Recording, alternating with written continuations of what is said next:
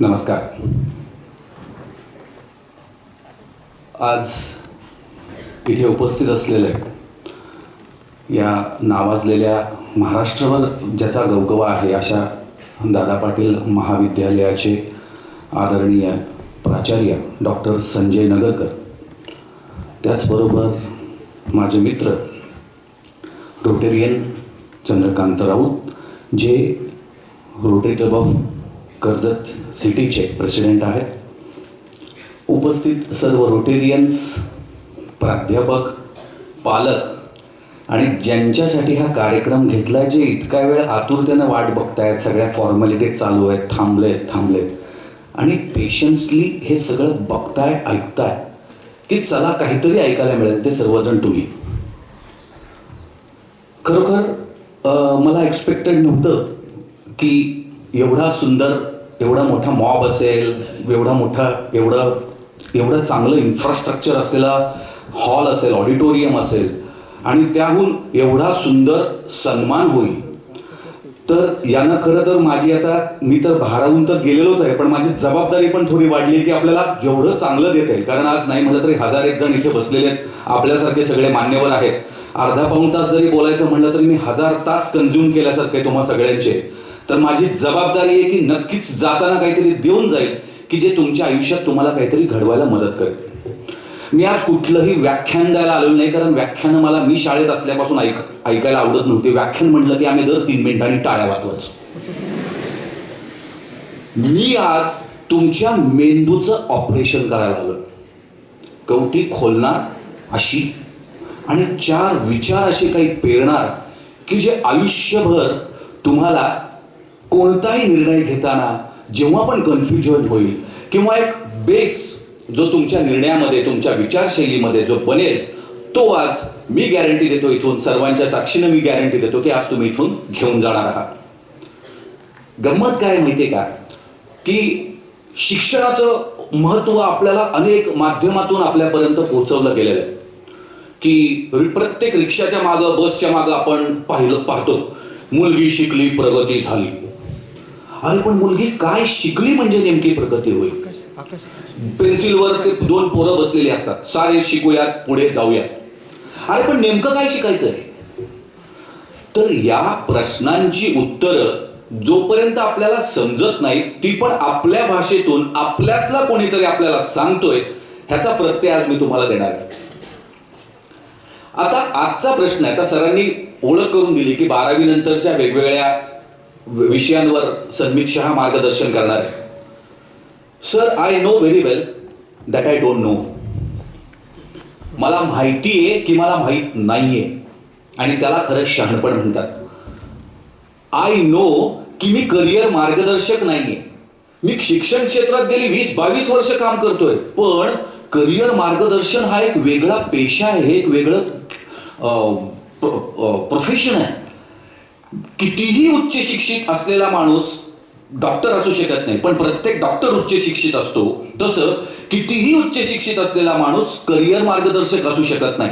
त्यामुळं मी आज करिअर मार्गदर्शनाच्या ऐवजी काही विचार असे पेरीन. मी म्हटलं ना, मेंदूचं ऑपरेशन करीन की पुढच्या वेळी ग्रॅज्युएशन निवडताना, आयुष्यात प्रत्येक वळणावर तुम्हाला आजचा हा दिवस तुमच्या लक्षात राहण्याचा मी तरी माझ्या बाजूने पूर्ण प्रयत्न करणार आहे. आजचा प्रश्न आहे, आता म्हटलं ना शिकायचं, काय शिकायचं? तर माझा प्रश्न आहे, शिकायचंय, फक्त शिकायचंय की घडायचंय? फक्त शिकायचंय की घडायचंय, याचं जर उत्तर आपण शोधायचा आज प्रयत्न केला तर प्रत्येकाच्या आयुष्याला, विचारांना, कृतीला आपल्याला दिशा देण्यात आपण यशस्वी झालो, असं या सर्वांच्या, आम्ही आयोजकांच्या वतीनं मी आपल्याला गवाही देतो. आता गंमत कशी आहे माहिती का, 10वी-12वी म्हटलं की करिअर मार्गदर्शन आणि टर्निंग पॉइंट वगैरे, इतकं त्याचं स्टोम माजलंय. करिअर मार्गदर्शन किंवा इतका बोथट शब्द झालाय. आयुष्यातली सगळ्यात महत्वाची गोष्ट आपण इतकी बोथट करून ठेवली आहे 100 जणांना विचारून, की त्याचं सगळ्यात महत्वाची गोष्ट आपण अत्यंत निष्काळजीपणे हाताळतो. मग काय केलं जातं की 12वी झाली, 10वी झाली, आपला करिअर मार्गदर्शक असतो आपला शेजारी, जो असतो अर्ध्या हळकुंडानं पिवळा झालेला. आपला नातेवाईक, आपली वकील मावशी, आपला इंजिनियर मामा, आपले आत्ते मामे भावंड जे कुठेतरी MBA BBA BCA काहीतरी शिकतायत आणि आपलं 10वी 12वी झालं की आपण त्यांना विचारतो काय शिकू रे. मला पण फोन येतात की अरे तू गेली 20 वर्ष म्हणजे तू एज्युकेशनमध्ये आहेस, सेक्टरमध्ये काम करतोस, माझ्या मुलाचं 10वी झालंय 12वी झालंय, मुलीचं हे झालंय, एवढे मार्क पडलेत, तर काय कशाला ऍडमिशन घेऊ. मी मगाशीच म्हटलं I know that I don't know. मला माहिती आहे की मला माहित नाही. मग मी त्यांना म्हणतो अत्यंत योग्य व्यक्तीला फोन केलाय, असा फोन परत कुणाला करायचा. तो समोरचं कन्फ्युज होतो, कहना क्या चाहते हो. मी म्हणतो बाबा रे, मी म्हटलं ना मला माहिती आहे की मला माहित नाहीये करिअर मार्गदर्शन काय असतं. मी तुला एखाद्या नामांकित करिअर मार्गदर्शकाकडे जायचा सल्ला देईन, जिथं फक्त मार्कांवर फुकटचा सल्ला देण्यापेक्षा बुद्धी, कुवत, आवड, निवड, आर्थिक परिस्थिती, सामाजिक परिस्थिती, भौगोलिक अशा अनेक निकषांचा अभ्यास करून तुमच्याशी चर्चा करून 2-3 तास घालवल्यानंतर एखाद्या दुसऱ्या 3-4 क्षेत्रांमधली प्रोबॅबिलिटी करिअर मार्गदर्शक त्या विद्यार्थ्याला देऊ करतो. ते खरं सायंटिफिक करिअर मार्गदर्शक. हा, बाकीच्या गोष्टींना आपण मार्गदर्शनाच्या ऐवजी ओळख म्हणू शकतो की हे 100 मार्ग आहेत, हे तुम्ही बघू शकता. पण या मार्गावर नेमकं कसं जायचं किंवा नेमका कुठला मार्ग माझ्यासाठी निवडायचा आहे, हे बाबांनो अजिबात कुणालाही विचारायचं नसतं. पाप लागतं, पाप. आज एक मी भरपूर 3 इडियट्स बघितला का, 3 इडियट्स, तर त्यातला रॅन्चो कसा सारखा डेमो दाखवत असतो, तसे आज भरपूर डेमो देणार आहे तुम्हाला. तर आजचा एक होमवर्क देतो. तुमच्या उच्च शिक्षित नातेवाईकाची 5 नावं काढायची, मित्रांची, नातेवाईकाची, आणि प्रत्येकाला फोन करायचा आणि विचारायचं 12वी नंतर मी काय करावं असं तुम्हाला वाटतं. त्यातला एकही जण म्हणणार नाही की मला माहित नाही बाबा, मला विचारू नकोस. रादर आपली समाज व्यवस्था अशी आहे, आपण व्हॉट्सॲप युनिव्हर्सिटीमधून PhD होल्डर्स आहोत, रोज जे काही येतंय ते कन्झ्युम करतोय आणि मोफतचा सल्ला देऊन मोकळा होतो. आता तो कुठल्या भावनेनं माझ्याशी बोलतोय, त्याला जर तो शब्द पटला आणि त्यांनी जर त्याचं आयुष्य करिअर निवडलं, मी दिलेला एक असाच उडता सल्ला त्या लेकरांनी त्यांनी जर त्याचं आयुष्य बनवलं, तर होईल काय. माझं असंच झालं होतं. माझं गाव बारामती आहे, ज्या माऊलीच्या नावानं हा सभागृह जे आहे, ज्यांनी देशाला एक महान नेता दिला, शारदाबाई पवार, मी त्याच गावचा आहे. मी 10वी पर्यंत मला चांगले मार्क्स असायचे, सगळ्या तुकड्यांमधून, डिव्हिजन्समधून मी फर्स्ट रँकवर होतो, त्यामुळं हुशार असा मला म्हटलं जायचं. पण मला चार्टर्ड अकाउंटंट व्हायचं होतं, CA. माहिती आहे ना CA सगळ्यांना. मग CA व्हायचं, पण बारामतीमध्ये तेव्हा अजून कॉमर्स तेवढ्या लेवलचं क्लासेस वगैरे नव्हते, कारण फक्त BCom नव्हतं व्हायचं, CA पण व्हायचं होतं. म्हणून मग मी माझ्या आत्याचं गाव गाठलं सोलापूर. म्हणजे सगळ्यांच्या थोरा मोठ्यांच्या आशीर्वाद घेऊन, शिक रे बाबा, असे टिपिकल त्या आवाजातले आशीर्वाद घेऊन मी गाव गाठलं. आता आत्याने माझी मार्कशीट बघितली, म्हणली अरे बाळ हुशार आहेस तू. म्हणलं मग. म्हणली हुशार मुलं कुठे जातात हुशार मुलं. झालं. आत्या म्हणली सायन्स, आम्ही म्हटलं सायन्स. 6 तासाचा प्रवास करून गेलेलो, तेव्हा 6 तास लागायचे पण बारामती पुणे प्रवासाला. मी अर्ध्या सेकंदात कोलांटी मारली, कॉमर्सवरून सायन्सला आलो. बरं, आता सायन्समध्ये कुठं जायचं, इंजिनिअरिंगला. का, मेडिकल करायचं नाही म्हणून. सो अशा अनेक विचारांच्या आधारावर माझं 12वी 11वी सुरू झालं सायन्समध्ये. आता ज्या पोरांनी कधी बारामती नीट बघितलं नव्हतं, माझं गाव बारामतीपासून जवळच आहे, ज्या पोरांनी कधी बारामती नीट बघितलं नव्हतं, त्याला सोलापूरच्या वालचंद कॉलेजमध्ये हे मोठं 22 एकरचं तर नुसतं मैदानच आहे, प्रचंड मोठं कॉलेज आहे. आता रिक्षामध्ये विमानाचं पेट्रोल टाकल्यावर कसं होणार. माझं तसंच झालं. 12वीची हवा लागली, 11वीची हवा लागली. 10वीला होते 7वर 5, 12वीला झाले 5वर 7. बरं, तेव्हा इंजिनिअरिंग कॉलेजेस लिमिटेड, माळेगावला एक होतं बारामती जवळ आणि डायरेक्ट सोलापूरला एक होतं. सिव्हिल इंजिनिअरिंगला सुद्धा ऍडमिशन मिळालं नाही. गंमत बघा. मग असं का होतं. बरं, आता ह्याच्या पुढची गंमत अशी की मी माझाच एक आत्तेभाऊ आहे त्याला विचारलं की अरे म्हटलं 12वी सायन्स नंतर कॉमर्सला ऍडमिशन मिळू शकतं का रे. त्याने असं उत्तर दिलं की ज्याने माझं आयुष्य बदलून गेलं. तो म्हटला मिळू शकतं पण मिळत नाही.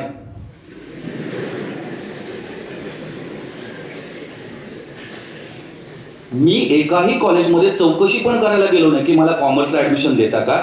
हजारो विद्यार्थ्यांना अशा पद्धतीनं जवळपास लाखभर झाले असतील. मी करिअर मार्गदर्शन केलंय, पण मला तेव्हा माहित नव्हतं की सायन्स नंतर परत कॉमर्सला जाता येतं, नाहीतर कदाचित परत चार्टर्ड अकाउंटंट होऊ शकलो असतो.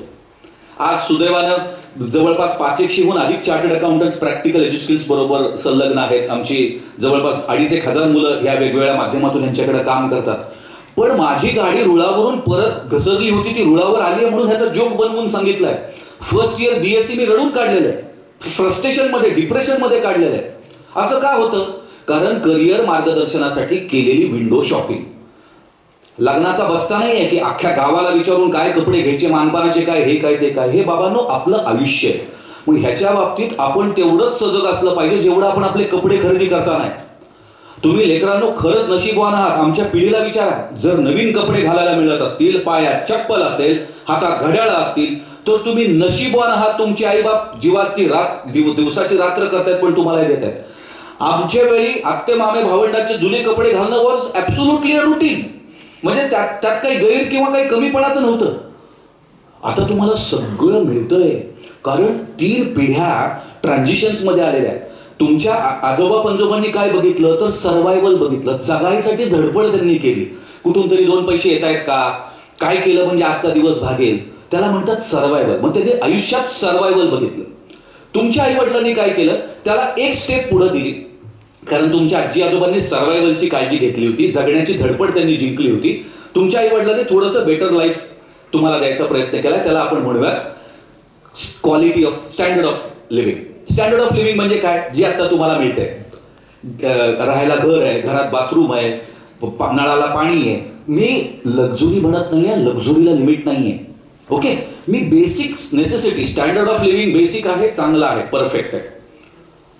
आता आपली जबाबदारी आहे की आपल्याला क्वालिटी ऑफ लाईफ आपल्याला इम्प्रूव्ह करायचं आहे.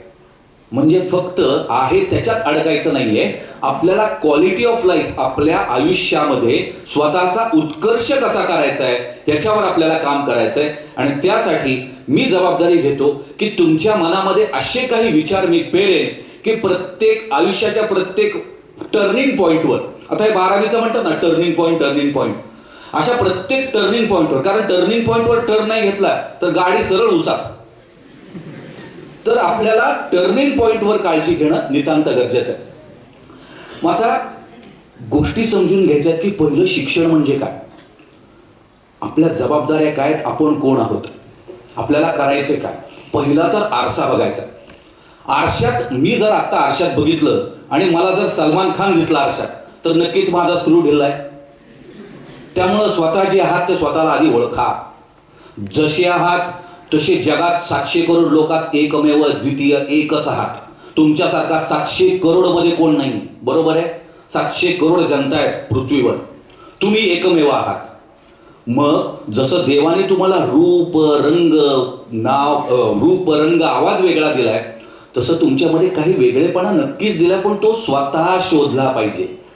मामाच्या मुलाला किंवा वकील मावशीला, इंजिनियर मामाला विचारून ह्या गोष्टी होणार नाही. ऑफकोर्स मार्गदर्शन थोडंफार आपण सल्ला मसलत करू शकतो, पण आयुष्य आपल्याला ज्या डायरेक्शनवर जायचंय तिथं आपल्याला स्वतःसाठी काम करणं गरजेचं. मग आता शिक्षण, मुलगी शिकली, प्रगती झाली. प्रत्येक मुलगी वेगळी, तिची आवड वेगळी, कुवत वेगळी, आर्थिक परिस्थिती वेगळी. प्रत्येक मुलीला एकच शिक्षण नाही, एकसारखं शिक्षण देऊन नाही, तर तिच्या गरजा. आता कुवत म्हणजे काय आपल्याला प्रत्येक वेळी आपल्याला समजून घ्यायचं. आता मला सांगा, इथं बसलेल्या किती मुलांना जीवनात यशस्वी व्हायचं आहे, हात वर करा बरं जरा. बरं, मी व्याख्यान देणारा बाबा वाटतो का? वाटत असेल तर टाळ्या वाजवा आणि निघून जावं बाहेर. जर वाटते की हा बाबा आमच्या बरोबर गप्पा मारायला आलाय तर थोडंफार हात वर खाली जरा करा, थोडा व्यायाम करा. म्हणजे मला पण ती एनर्जी आहे. तुम्ही 11वी 12वीची लहान लेकरं आहात. तुम्ही लेकरच का मी हा शब्द वापरतोय, तुम्हाला 4-5 वर्षाची मुलं बघताना जी भावना येते की निरागस, लहान, तसेच तुम्ही आहात. तुमचं फक्त शरीर मोठं झालंय, मनाने तुम्ही अजून तेवढेच आहात. आणि तीच निरागसता जपणं हे आत्ताचं आद्य कर्तव्य आहे.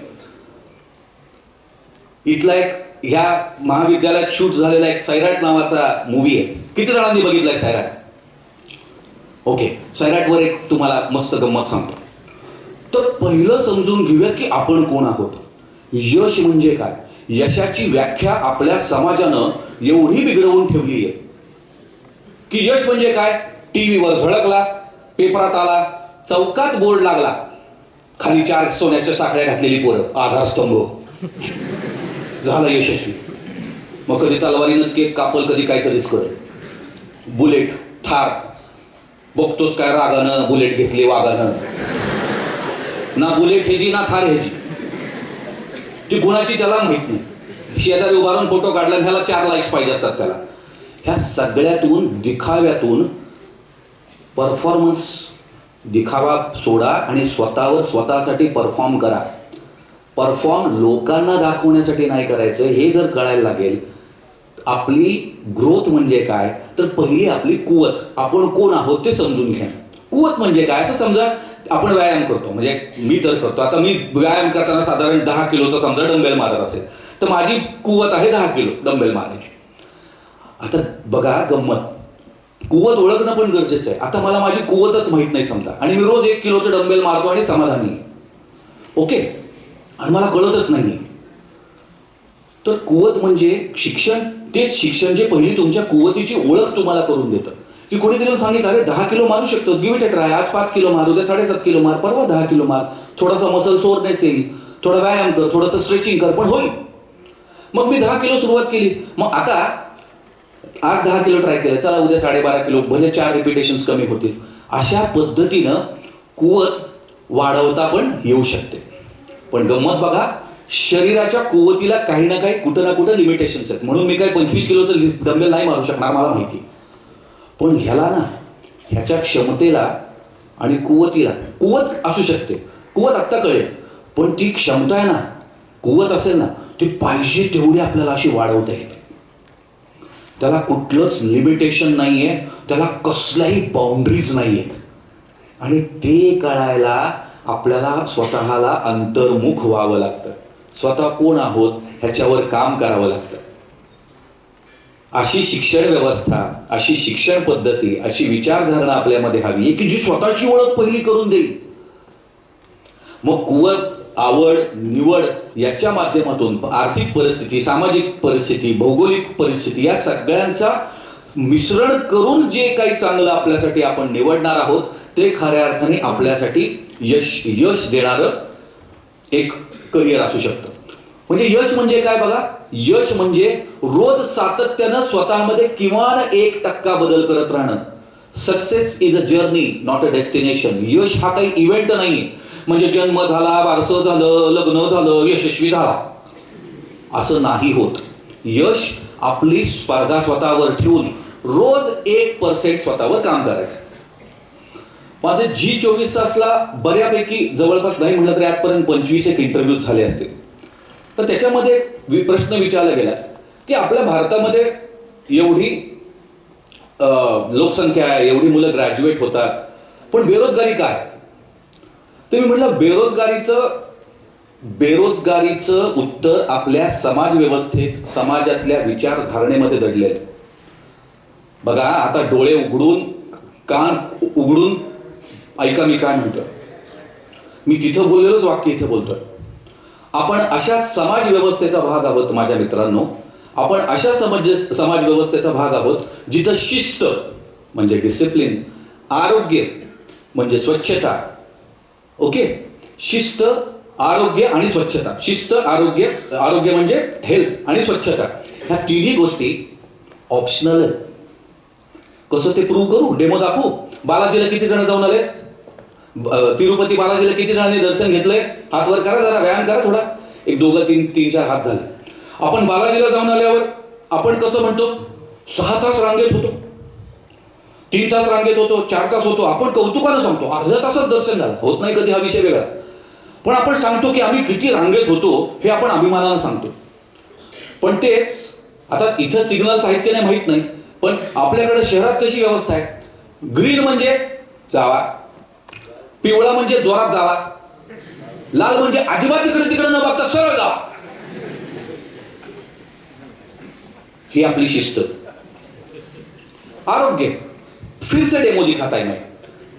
मला सांगा, किती जणांना मनापासून पटतंय चांगलं आरोग्य पाहिजे प्रत्येकाला? किती लोकांना पाहिजे आरोग्य? जरा हात वर करा, नाही तर आरोग्य मिळणार नाही चांगलं. माझा आशीर्वाद आहे. पटतंय? आता हात नाही खाली घ्यायचे, ना ना ना ना ना. आता किती जणांना पटतंय की चांगलं आरोग्य ठेवण्यासाठी व्यायाम केला पाहिजे? हात वरच करा अजून उंच. आता तेवढ्यानेच हात वर ठेवायचे व्यायाम करतात, बाकीच्याने हात खाली घ्यायचा. खोटं बोलला तर रात्री मारुती स्वप्नातून गदा हानी ना डोक्यात. जे व्यायाम करतात त्यांनीच हात वर ठेवायचा. हाच प्रॉब्लेम आहे आपला. आपल्याला सगळ्यांना सगळं पाहिजे, पण कम्फर्ट झोन सोडायचा नाहीये. आरोग्य हो हो चांगलं पाहिजे, बॉडी सलमान खान सारखी, व्यायाम नक.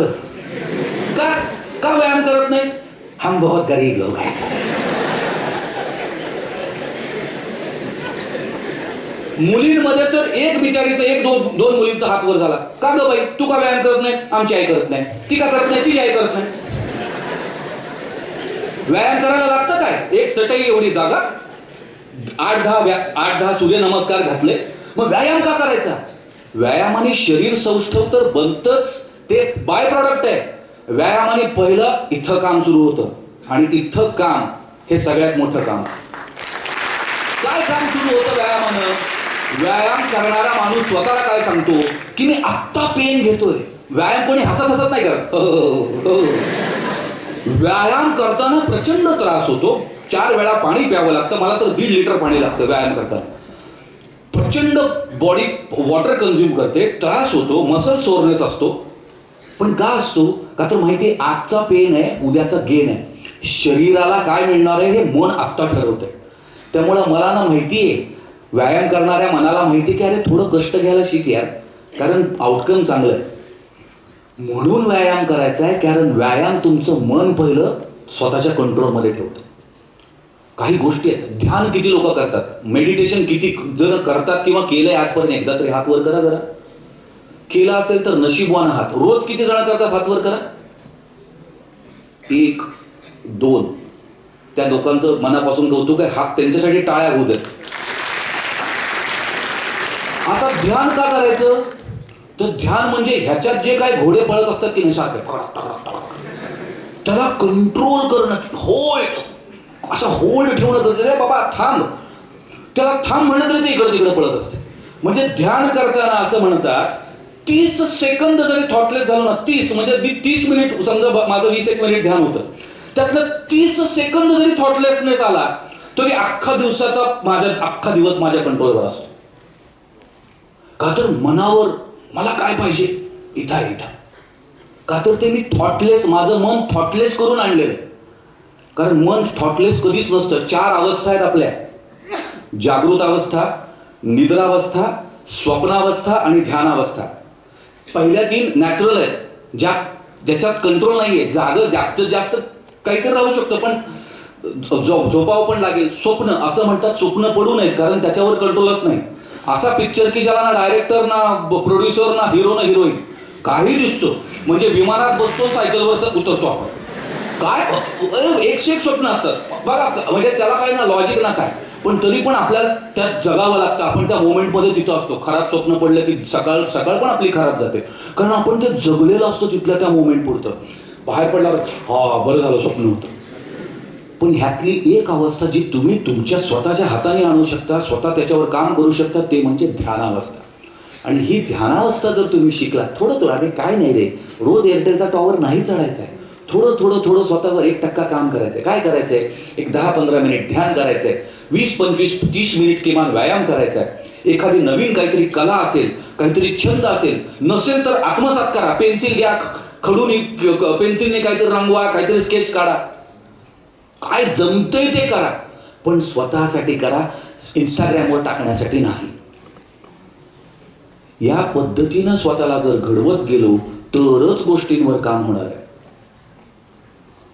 स्वतःवर काम करायला शिकणं, योग्य ते शिक्षण कोणतं आहे ते बघणं, या सर्व गोष्टींमध्ये आपल्याला करिअर नितांत गरजेचं. पण शिक्षण कुठलं घेतलं पाहिजे? आता आपण म्हणलं ना सारे शिकूयात पुढे जाऊया, मग शिकायचं काय बाबा?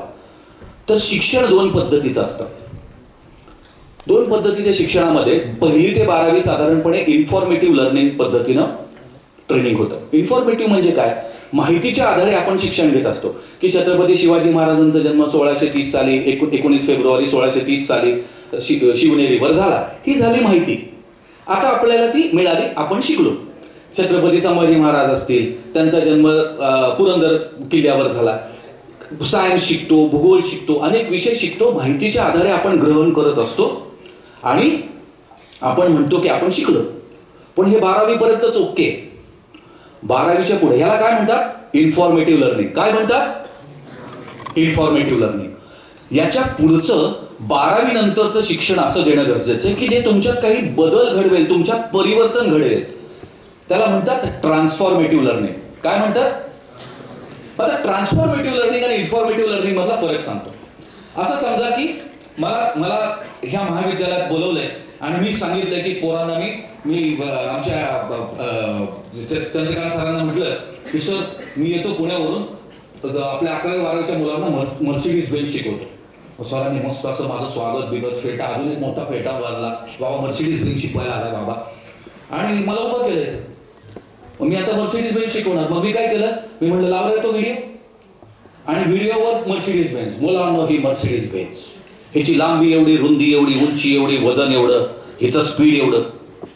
तुम्ही पण रोज काहीतरी व्याख्यान असतं, त्यापेक्षा आज मर्सिडीज बेंच बघायला मिळते. तुम्ही पण इंटरेस्टने ऐकलं. नंतर मी एक छोटीशी परीक्षा घेतली, त्याच्यात सगळे पास. मर्सिडीज बेंच शिकवली का मी? Yes or no? मग काय बैलगाडी शिकवली काय? जीव तोडून मर्सिडीज बेंच शिकवली, लांबी रुंदी उंची. तुम्ही मग निबंध लिहिला, परीक्षा दिली. त्याला म्हणतात इन्फॉर्मेटिव्ह लर्निंग. तुम्ही मर्सिडीज बेंच वर निबंध लिहू शकताय. That is why it's called informative learning. Transformative learning म्हणजे काय? ही बेटा मर्सिडीज बेंचची किल्ली, हा दरवाजा उघड, हे ड्रायव्हिंग सीट, हा स्टार्टर मार, ॲक्सिलरेटर, ब्रेक, क्लच, ABC. आता चल मैदानावर गाडी चालव, घाबरू नको, मी आहे बरोबर. चल आता ठीक आहे, मैदानावर जमली, मग आता ट्रॅफिकमध्ये चालव, मग रिव्हर्स गिअर. मग चल आता आपण लायसन्स अप्लाय करू. महिन्याभराच्या प्रॅक्टिस नंतर लायसन्स मिळेपर्यंत सामान्य व्यक्तीपासून मर्सिडीज बेंच चालक बनण्यापर्यंतचा जो प्रवास आहे तो ट्रान्सफॉर्मेटिव्ह लर्निंगच्या माध्यमातून होतो.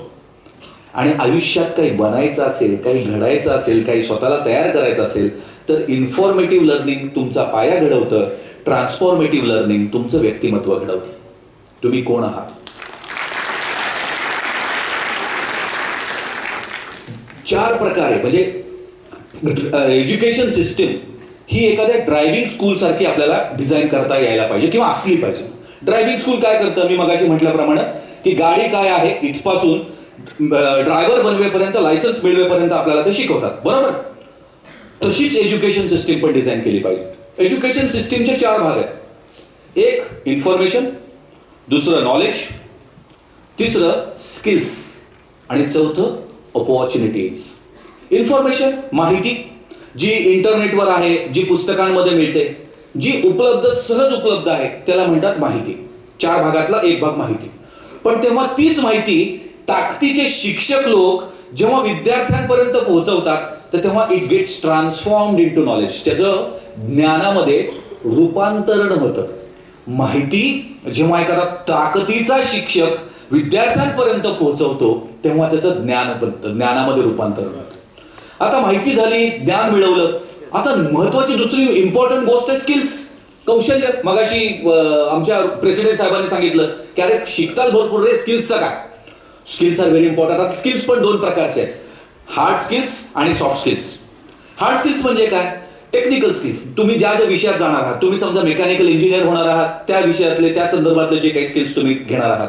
तुम्ही डॉक्टर होताय, डॉक्टरशी रेलेव्हंट चे तुमचे जे काही स्किल्स आहेत, जो विषय जो तुम्ही करिअर निवडाल त्यातलं जे काय. आता तुम्ही JCB ऑपरेटर होताय, that is hard skill. JCB operate करणं is a hard skill. Again soft skill.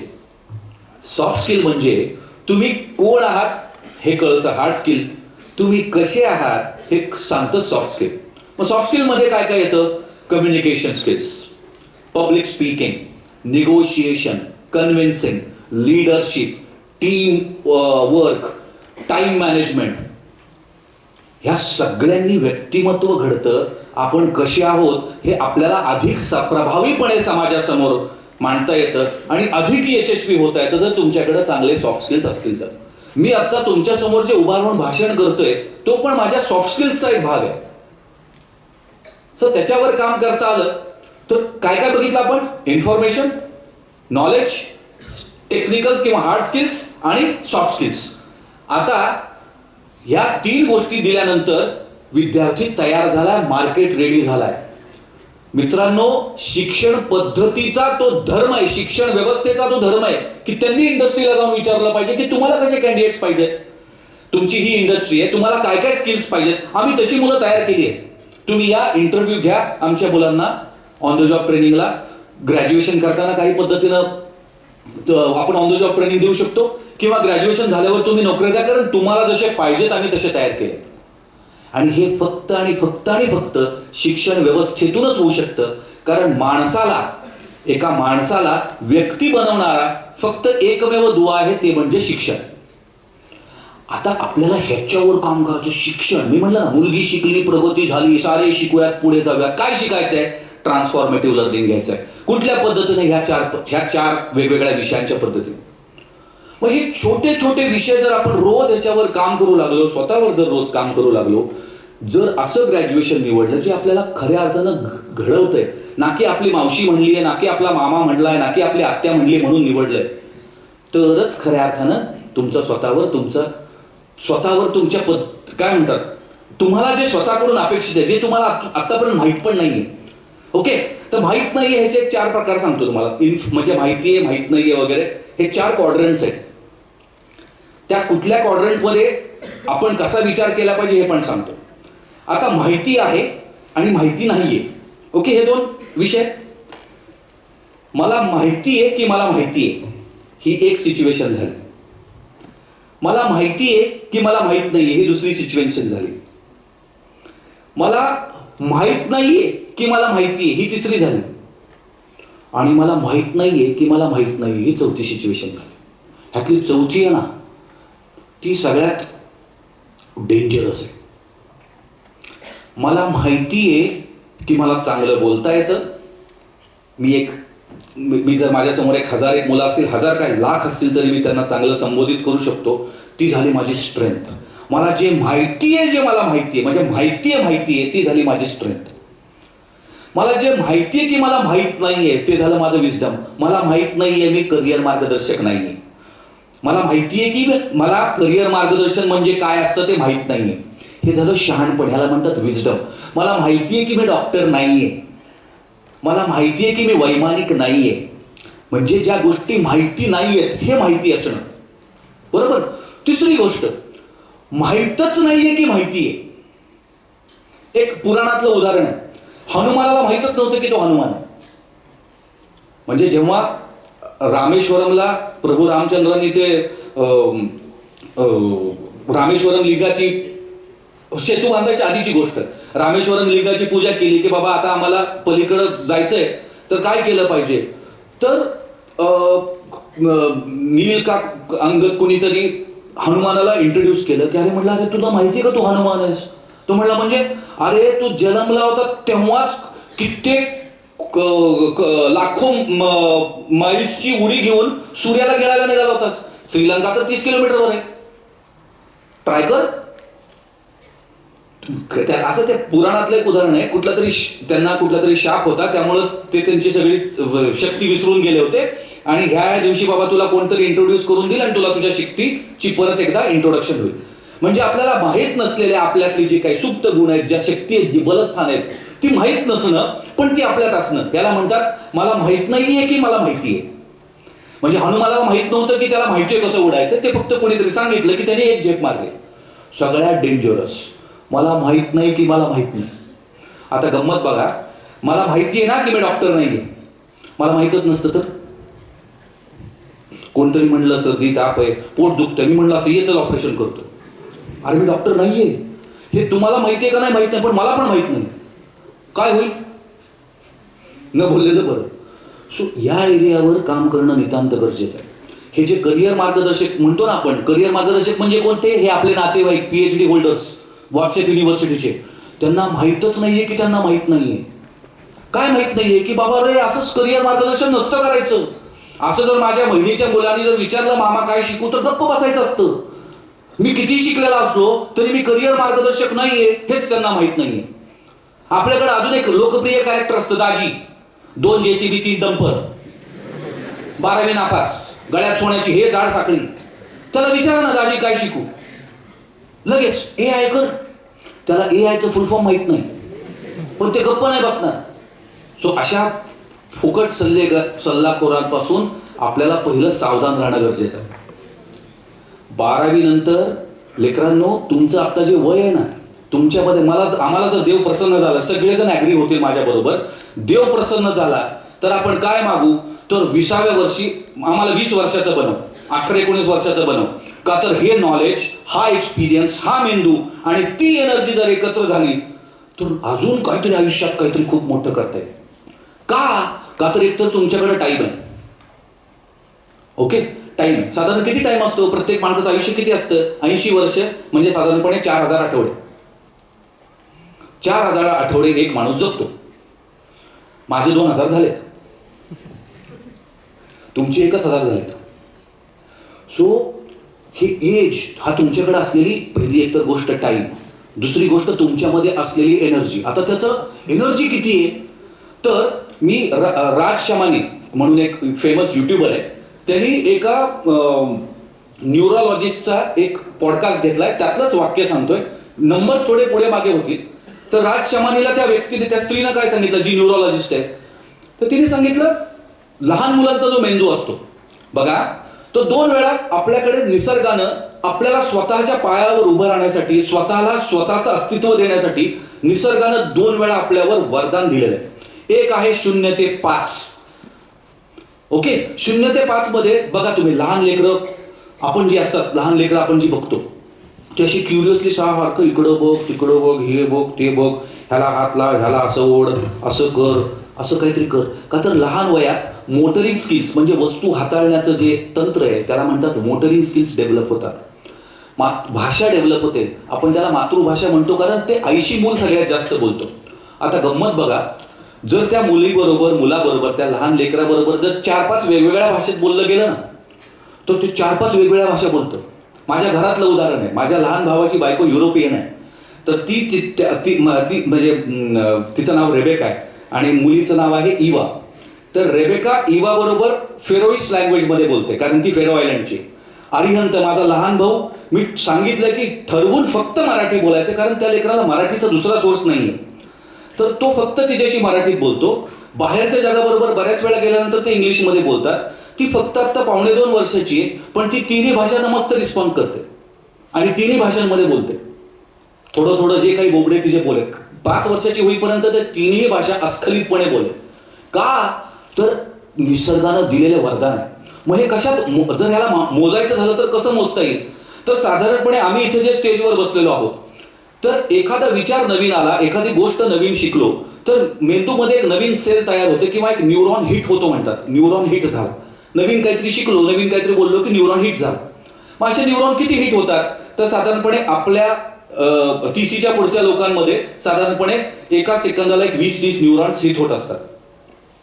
लहान लेकरं जी असतात ना, 0 ते 5, त्यांच्या मेंदूमध्ये एका सेकंदाला किती न्यूरॉन्स हिट होत असतील? 700 न्यूरॉन्स एका सेकंदाला हिट होत होतं. सप सप सप सप असं नुसतं ग्रास्प करत असतं सगळं, की समोरून जे काय येतं ते ग्रास्प करायची एवढी प्रचंड कॅपॅसिटी असते. त्यामुळे ते कंटिन्युअस ऑब्झर्व करत असतं, पाहिजे तेवढं ते शिकू शकतं 0 ते 5 मध्ये. देवानं अशीच एक परत वरदान आपल्याला दिलंय, अशीच एक विंडो दिली आहे, वय वर्ष 16 ते 23 मध्ये. जिथं आता तुम्ही भाषा शिकलात, मोटरिंग स्किल शिकलात, टॉयलेट ट्रेनिंग शिकलात, आता तुम्हाला शिकायचे स्किल्स 16 ते 23 मध्ये. आता जर ठरवलं की आपण आर्चरी शिकायची, आर्चरी शिकायची, तर आम्हाला कदाचित 3 महिने लागतील. तुम्ही 2 आठवड्यात शिकाल. आर्चरी म्हणजे माहिती आहे ना, आर्चरी. का तर निसर्गाचं वरदान तुमच्या बरोबर आहे. मग आता हे जे वय दिलेलं आहे तुम्हाला 16 ते 23, ह्याच्यामध्ये राजांनो स्वतःवर काम करायचंय. कारण आपण युनिक आहोत. आरशात बघा आणि स्वतःवर काम करा. आपला बाप, आपली आई तिथं पोट कापून आपल्याला शिकवते.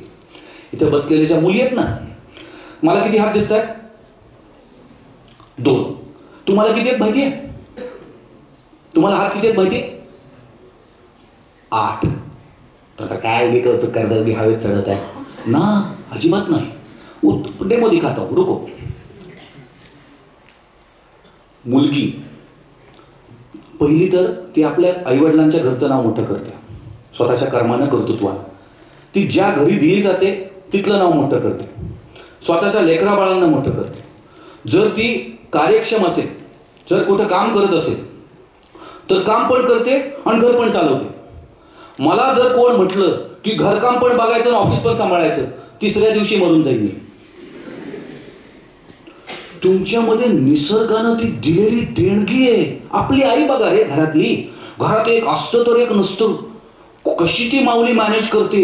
सगळ्यांच्या ताटात बरोबर पाहिजे त्यावेळेस सगळं वाढलं जातं. आलेला पाहुणा रावळा, आलेली लोक, सगळं मॅनेज होतं. तिथं शिक्षण काही का असं ना, का तर ते निसर्गानं 8 हात दिलेले आहेत.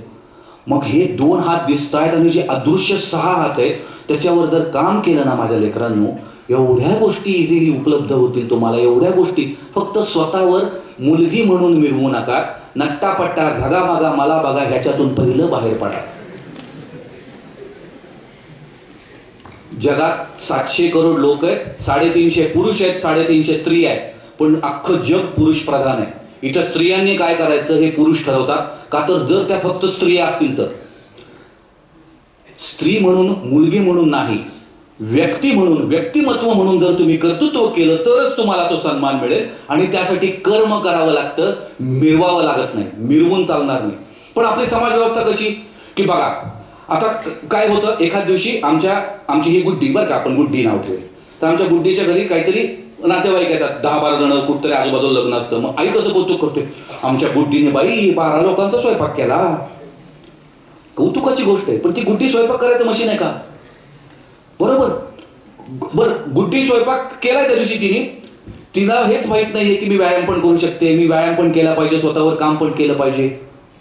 आपल्याकडं बघा मला डाग केला, मला गाण्यातलं केलं, नाकातलं केलं, ह्याच्या बाहेर पडणं गरजेचं आहे. सैराटचं उदाहरण सांगतो. किती जणांनी सैराट बघितला? हात वर करा. ओके, हात खाली. ज्यांनी नाही बघितला त्यांनी हात वर करा. ज्यांनी नाही बघितला त्यांनी बघा. ज्यांनी बघितला त्यांनी परत एकदा बघा. इथं शूट झालाय ना, ह्याच कॉलेजमध्ये झालाय ना. नागराज मंजुळेनं महाराष्ट्राच्या जनतेला दिलेली सगळ्यात मोठी देणगी आहे. कशी? एक बिझनेसमॅन असतो, मल्टी बिलियनियर होतो, आणि त्याचा इंटरव्ह्यू घेतला जातो की अरे बाबा तू एवढं यश मिळवलंस, एवढा पैसा कमवलास, जगभरात अनेक देशात तुझे बिझनेस आहेत, कसं काय हे शक्य झालं? तो म्हणतो मी लहानपणी खूप कष्ट घेतले. माझा बाप रोज दारू पिऊन यायचा, माझ्या आईला मारायचा, मला मारायचा, माझ्या लहान भावाला मारायचा. आम्ही तिघं रडत झोपून जायचो. असं रोज व्हायचं. म्हटलं मी लहानपणीच ठरवलं होतं कसा पण बनीन पण असा नाही बनणार. मी लहानपणीच ठरवलं होतं काही पण करीन पण असा माणूस होणार नाही. मग आता त्याचा भाऊ पण आहे ना लहान, मग त्याला शोधतात तो कुठे, तो असतो जेलमध्ये. त्याला म्हणलं अरे तू कसा जेलमध्ये, हा तर तुझा भाऊ तर एवढा मल्टी मिलियनर झाला. तो म्हणला कसा नाही मी जेलमध्ये. म्हणला तो पण ती स्टोरी सांगतो. माझा बाप रोज दारू पिऊन यायचा, माझ्या आईला मार मारायचा, मला मार मारायचा, माझ्या भावाला मार मारायचा. आम्ही रडत झोपून जायचो. मग मी काय संत महंत थोडी होणार आहे. म्हणला मी पण माझ्या बापासारखं होणार. तसंच झालं. केस तीच, स्टोरी तीच, सगळं दिलंय तेच. त्यातून बोध काय घ्यायचा, त्यातून शिकायचं काय हे बघणं गरजेचं आहे. सैराट पिक्चर का बघावा, तर बापाच्या पोटाला कसं पोरग जन्मू नये हे त्या परशाकडे बघून बघायचं की मला काही करायचं पण असं नाही व्हायचं. बापाच्या पोटाला कशी पोरगी नसावी त्याचं उदाहरण ते आजची आहे. नाहीतर तुला काय करेल, मी पण करीन, तू पण, तुला काय करायचं, मी पण बघीन, तू पण करू. आपलं त्या डायलॉगमध्ये आपल्याला वाटतं बघा मीच आहे परशा, मीच आहे ती आरची. ह्यातून बाहेर पडा. केस स्टडी म्हणून सैराट पिक्चर बघा की काय करायचं नाही हे कळालं ना राजांनो. काय करायचं हे कळायला, काय करायला अख्खं जग पडलंय तुम्हाला. फक्त काय करायचं हे नाही ह्याच्याकडे तुमचं लक्ष पाहिजे. जेवलीस का, रिप्लाय द्यायचा नाही.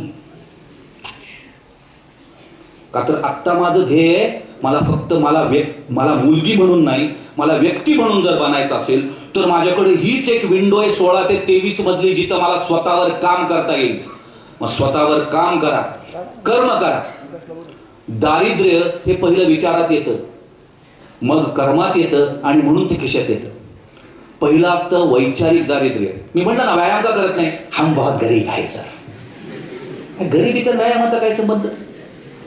तो वैचारिक दारिद्र्य. मग वैचारिक दारिद्र्य कार्मिक होतं कारण कृतीत येत नाही, आणि कृतीत दारिद्र्य असलं की खिशात येत आहे. खिशात काय येणार आहे जर कर्मातच दारिद्र्य येतं? तर या सर्व गोष्टींवर जर काम करून, स्वतःवर जर स्वतःकडे बघून, अंतर्मुख होऊन, ध्यान करून, व्यायाम करून, स्वतःचा एक लाईफस्टाईल मेंटेन करून. लाईफस्टाईल म्हणजे आपल्याला श्रीमंतांसारखं नाही जगायचं.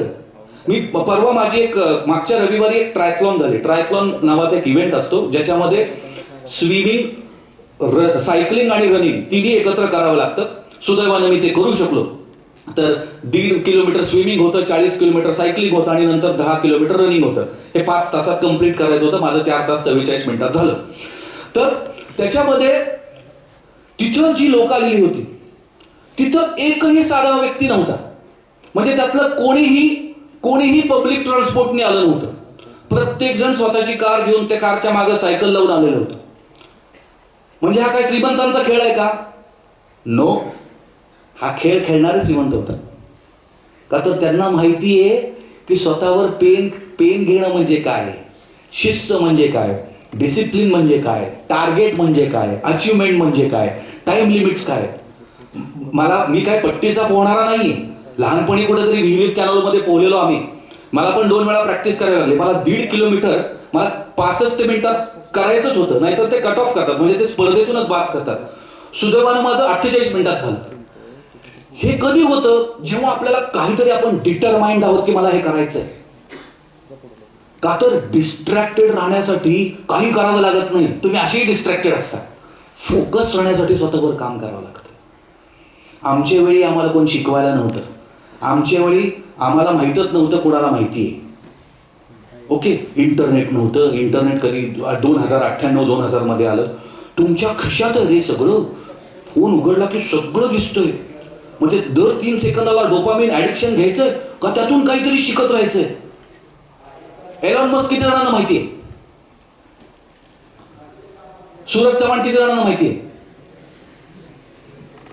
हाच तर प्रॉब्लेम आहे आपला. एलॉन मस्क 4 जणांना माहिती आहे, सूरज चव्हाण 40 जणांना माहिती आहे.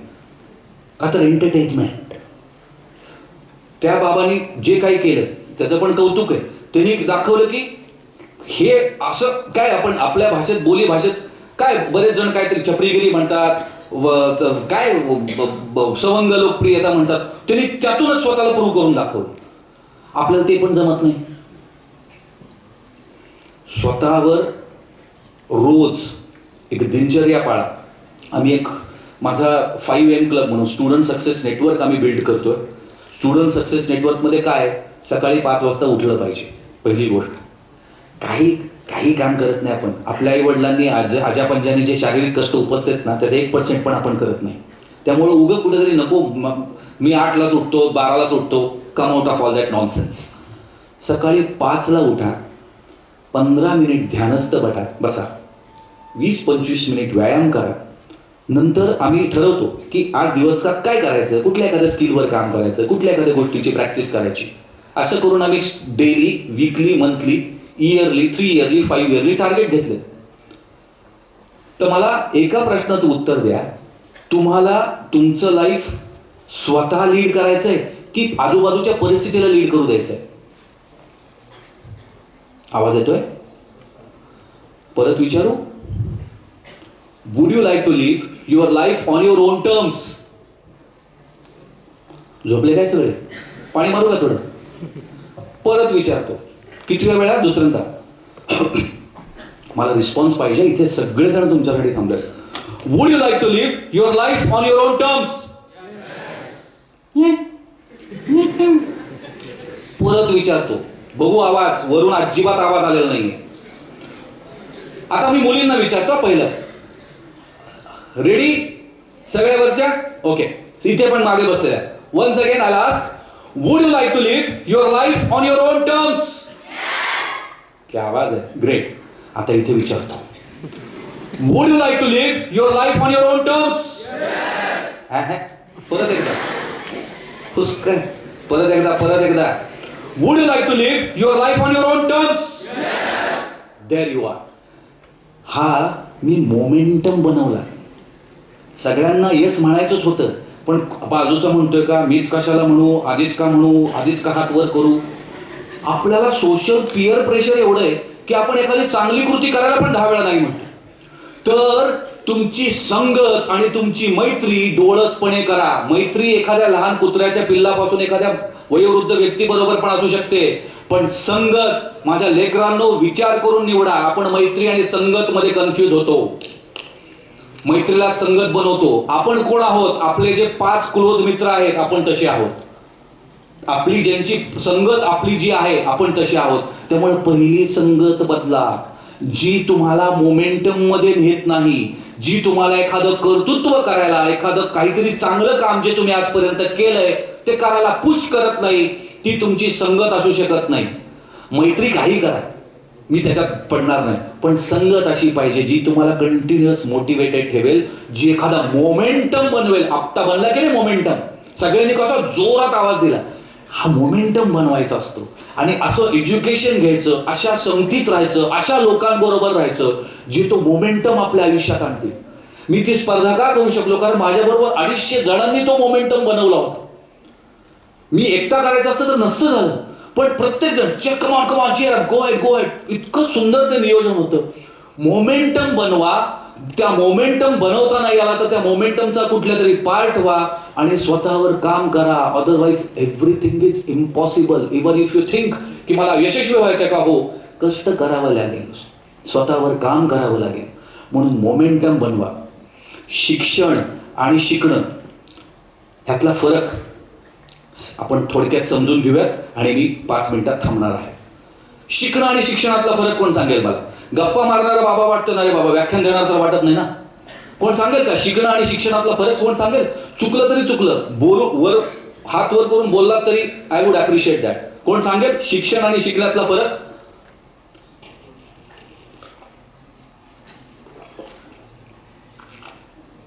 लर्निंग आणि एज्युकेशन मधला फरक कोण सांगेल काय? प्रयत्न तर करा. एवढे सगळे बसले तुमच्यासाठी आणि तुम्ही बहुत गरीब आहे सर, बोला. सुचतंय? चुकीचं सुचू द्या. बरं, मी दिसायला थोडा डराव नाही पण चांगला आहे की नाही, म्हणजे रागवणार नाही, बोला. शिक्षण आणि शिकणं यातला फरक कोण सांगेल? मुलींमध्ये कोणी बेटा बोला, कोण सांगेल? आवाज येईल माझ्यापर्यंत, कान तीक्ष्ण आहेत माझे. आत्ता जर एनकरेज करून बोलताल ना तर ते तुमचं सॉफ्ट स्किल डेव्हलप होईल की मी 1000 लोकांमध्ये बोलू शकतो, भले चुके का ना, का तर मला चुकायची पण संधी आहे. चुकायची भीती आहे ना, मी मुभा देतो. चुका, बिंदास चुका, बोला बघू, चुकीलं तर चुकलं. कोण कोण सांगेल शिक्षण आणि शिकण्यातला फरक मला? एक पण नाही. हा बेटा बोल.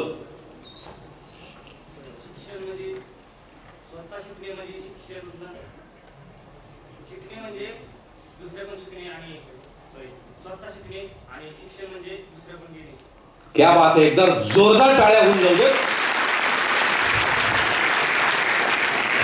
एक तर पहिलं उभा राहून बोलला, इसको इधर जिगर लागता है, का तर माहिती आहे मला हसणार आहेत, कारण बाकीचे सगळे हसायलाच बसले. हे त्याला माहिती आहे तरी पण उठला.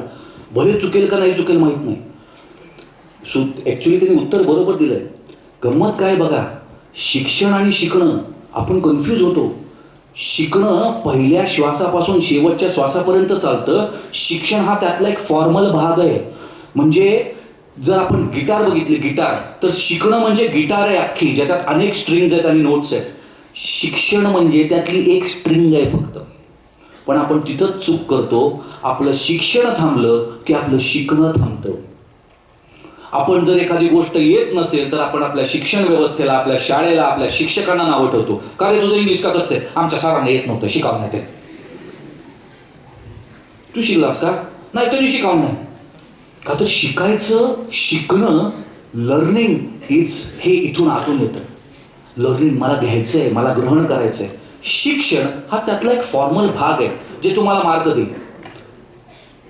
आपल्याकडे कसं आहे, जोपर्यंत आता ग्रॅज्युएट झालोय, मला नोकरी द्या, आता नोकरीच दिल्या तर पगार द्या. ह्याच्यामध्ये आपल्याला कुठंही कष्ट न करता, म्हणजे आपल्याला परीक्षा न देता पास व्हायचंय. पास पुढच्या वर्गात जायचंय, कष्ट न करता यशस्वी व्हायचंय, सगळं इझी पाहिजे. कम्फर्ट झोन आणि ग्रोथ झोन कधीही एकत्र राहत नाहीत. कम्फर्ट झोन हा तुम्हाला आयुष्यभर तुम्ही कम्फर्ट झोन मध्येच असता. जो त्याच्या पुढे जाऊन विचार करेल तोच ग्रो होतो आणि तो ग्रोथ झोन वेगळा आहे. सो कम्फर्ट झोनच्या बाहेर यायचंय. शिकणं आणि शिक्षणातला फरक कळाला. शिक्षणं आणि शिक्षणातला फरक, लर्निंग आणि एज्युकेशन मधला फरक कळाला. Yes or no? कुठल्या पद्धतीचं एज्युकेशन घेणार काय ग्रॅज्युएशन नंतर, इन्फॉर्मेटिव्ह और ट्रान्सफॉर्मेटिव्ह? बरोबर. आई वडिलांना समाजाला अभिमान वाटेल असं काम करणार की आर्ची आणि परशा होणार? अभिमान वाटेल असं काम करणार. बरोबर. सैराट हा पिक्चर केस स्टडी म्हणून बघा. एक चांगले विद्यार्थी बना. आणि माझं कन्क्लुजन एक संस्कृत मधलं एक सुभाषितानं करतो की चांगला विद्यार्थी काय असतो. चांगल्या विद्यार्थ्याची 5 लक्षणं आहेत. विद्यार्थी पंचलक्षणं. तर ते श्लोक असा आहे किंवा ते सुभाषित असं आहे, काकचेष्टा बको ध्यानम श्वाननिद्रा तथैवच अल्पहारी गृहत्यागी विद्यार्थी पंचलक्षण. काकचेष्टा, कावळ्यासारखा प्रयत्न करून, कावळ्यासारखी कन्सिस्टन्सी, परसिस्टन्स, एक एक एक एक एक खडा टाकत जोपर्यंत पाणी येत नाही तोपर्यंत कन्सिस्टन्सी पाहिजे. कावळ्यासारखी कन्सिस्टन्सी. बको ध्यानम, बगळा, क्रेन, ध्यानच तो उभा आहे. माहिती आयुष्य आजूबाजूला काय चालू आहे. बको ध्यानम, ध्यान धरून कॉन्फिडंटली डोकं शांत ठेवून स्वतःवर संयम ठेवून तुम्ही काम करताय. श्वाननिद्रा, कुत्रा झोपेत पण अलर्ट असतो, तो श्वानासारखं अलर्ट पाहिजे. काकचेष्टा बको ध्यानम श्वाननिद्रा तथैवच अल्पहारी. अल्पहारी म्हणजे जेवढं गरजेचं आहे तेवढंच. अल्पहारी, जेवढं गरजेचं आहे तेवढंच घ्या, तेवढंच खावा. ओके. खाऊन माझा, टाकून माजू नका. पण मग ते आयुष्यात सगळ्याच बाजूला, खायच्या बाबतीत नाहीये. जे शिकायचंय, जे आजूबाजूच्या समाजातलं आहे, जे आपल्या समोर मांडलं जातंय, जेवढं गरजेचं आहे तेवढंच ग्रहण करा. गृहत्यागी, गृहत्यागी सगळ्यात मोस्ट इम्पॉर्टंट. आपण सगळ्यात कम्फर्टेबल कुठं असतो? आपल्या घरात. गृहत्यागी, come out of the comfort zone. Comfort झोनच्या बाहेर या, कारण तिथंच ग्रोथ झोन आहे. काकचेष्टा बको ध्यानम श्वाननिद्रा तथैवच अल्पहारी गृहत्यागी विद्यार्थी पंचलक्षण. आज मला इथे बोलण्याची संधी दिली आणि तुमच्या सगळ्यांना मला एक काय म्हणतात, तुमच्या मेंदूचं ऑपरेशन झालं. ऑपरेशन सक्सेसफुल झालं का? नक्की. इन्फॉर्मेटिव्ह ट्रान्सफॉर्मेटिव्ह मधला फरक कळाला, लर्निंग एज्युकेशन मधला फरक कळाला, पुढचं तुमचं आयुष्य 16 ते 23 मधली विंडो कळाली. नक्कीच यशस्वी व्हाल. आजचा हा दिवस, आज नाही म्हटलं तरी तुमचा सगळ्यांचा मिळून 1001 तास आज मी इथं कन्झ्युम केलेत. आज माझ्यासाठी तुम्ही सगळ्यांनी 1000 तास दिलेत. याबद्दल मी तुम्हा सर्वांचा मनोमन ऋणी आहे. आमचे रोटरीचे माझे तिथले रोटरी क्लब ऑफ कर्जत सिटीचे अध्यक्ष चंद्रकांत सर, त्याचबरोबर या महाविद्यालयाचे प्राचार्य डॉक्टर संजय सर यांच्या माध्यमातून मला तुमच्याशी संवाद साधायचा हे जे औचित्य साधलं गेलं. निरागस चेहरे, क्युरियस चेहरे बघून खरोखर माझ्यात पण एक प्रचंड ट्रिमंडस एनर्जी आली. असेच एनर्जेटिक आणि क्युरियस राहा. आयुष्यात स्वतःवर काम करा. कम्फर्ट झोनच्या बाहेर राहून काम करा. नक्की यशस्वी व्हाल. Thank you so much. धन्यवाद. जय हिंद, जय महाराष्ट्र.